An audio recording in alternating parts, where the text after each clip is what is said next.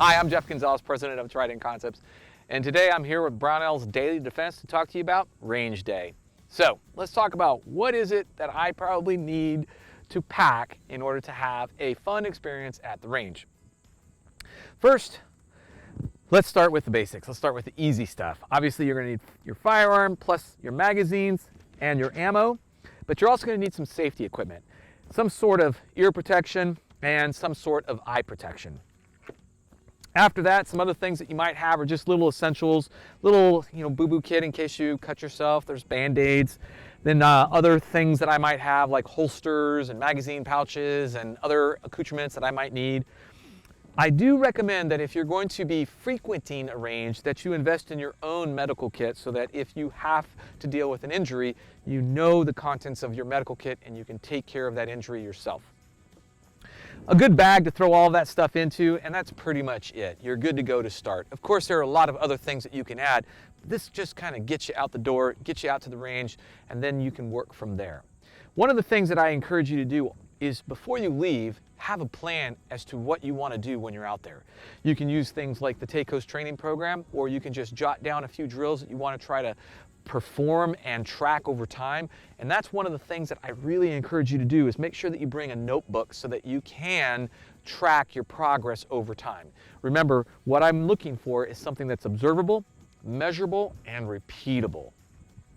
After you've come up with your training plan and you arrive at the range, you'll probably have to go through a safety brief. You may have to go through signing waivers. All these things are normal.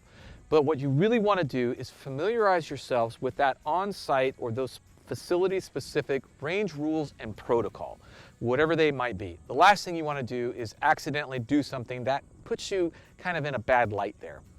Once you're familiar with the range rules and their protocol, go out there, protect your eyes and ears, and have fun. Now, after you're done shooting, we want to make sure that we clean up after ourselves. And that means not only am I cleaning up all my trash, but if it's permissible and acceptable, you want to police up your brass. Police up your brass, dispose of it properly, or if you're going to reload, now you have a good stock that you can do that. Once you're done with your cleanup, make sure that you check out if it's an austere range. Make sure that you at least let people know that you are done shooting and you can move on. What I really encourage you to do is come up with a practice routine. Now that's going to get into your time, your talent, and your treasure. What do you have available? If you don't have a lot of time, your practice routine may be a little bit more infrequent. If you do have more time, great. The treasure is going to come into the equation, which is how much can you afford to spend on ammunition, range fees, things like that. Then it's your talent. I really want to make sure that I'm trying to always work at moving closer to improving my performance. I always want to make sure that I'm kind of moving the needle to being better.